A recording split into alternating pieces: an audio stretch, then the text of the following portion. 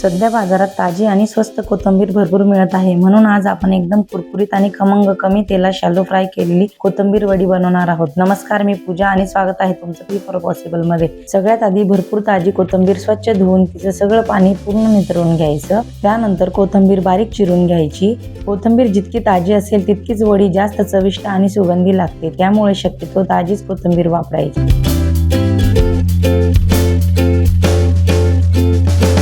आता हिरवी मिरची, लसूण, जिरे ठेचून घेतले। हे ठेचलेलं मिश्रण घातल्यामुळे वडीला खूप छान पारंपरिक आणि खमंग चव येते। मिक्सर मध्ये बारीक वाटण्यापेक्षा ठेचून घेतलं तर चव अजून चांगली लागते। आता एका मोठ्या भांड्यात चिरलेली कोथिंबीर घेतली, त्यात 1 कप बेसन आणि 2 ते 3 टेबलस्पून तांदळाचं पीठ घातले आहेत। तांदळाचं पीठ घातल्यामुळे वडीला छान कुरकुरीत टेक्स्चर येतं। अनेक जण फक्त बेसन वापरतात, पण तांदळाचं पीठ घातलं की वडी जास्त छान होते। आता हळद, लाल तिखट, जिरेपूड, धनेपूड आणि तीळ, चवीनुसार मीठ घालायचं। आता हे सगळं छान एकजीव करून घेतलं।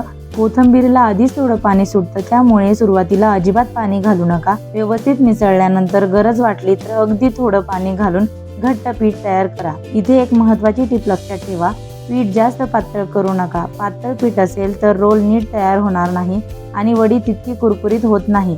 घट्ट पीठ असेल तर वडी छान आकारात राहते आणि फ्राय केल्यावर एकदम खरपूस होते। पिठाचा घट्ट गोळा तयार झाला की त्याचे लांबट रोल बनवून घ्या। रोल करताना हाताला थोडंसं तेल लावलं की रोल छान तयार होतो आणि मिश्रण हाताला चिकटत नाही। आता कढईत पाणी गरम करायला ठेवा। रोलवर भरपूर तीळ लावा। तीळ लावल्यामुळे वडी दिसायला सुंदर दिसते आणि चवीलाही खूप छान लागते। हे रोल चाळणीत किंवा स्टीमर मध्ये ठेवा। झाकण ठेवून मध्यम आचेवर 15 ते 20 मिनिटे वाफवून घ्या। 15 मिनिटांनंतर सुरी किंवा टूथपिक घालून तपासा, ती स्वच्छ बाहेर आली तर रोल छान शिजला आहे। आता रोल पूर्णपणे थंड होऊ द्या। गरम असताना वड्या कापल्या तर त्या तुटू शकतात, त्यामुळे थोडा संयम ठेवून रोल पूर्ण थंड होऊ द्या। रोल थंड झाल्यावर मध्यम जाडीच्या वड्या कापून घ्या। खूप पातळ कापू नका, नाहीतर शॅलो फ्राय करताना तुटण्याची शक्यता असते। आता पॅन गरम करून त्यावर 2 ते 3 टेबलस्पून तेल घालून कापलेल्या वड्या पॅनवर ठेवा आणि मध्यम आचेवर शॅलो फ्राय करा। इथे घाई करू नका। एक बाजू छान सोनेरी आणि खरपूस झाली की लगेच पलटवा। दुसरी बाजूही तशीच छान भाजून घ्या। शॅलो फ्राय केल्यामुळे कमी तेलातही वडी एकदम कुरकुरीत होते। डीप फ्राय करण्याची गरज पडत नाही।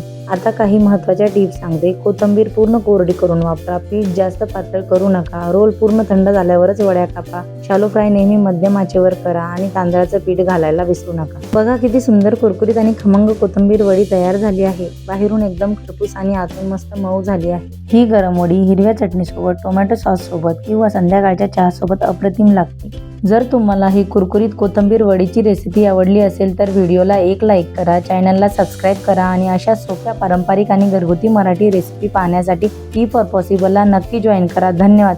भेटूया पुढच्या रेसिपीमध्ये।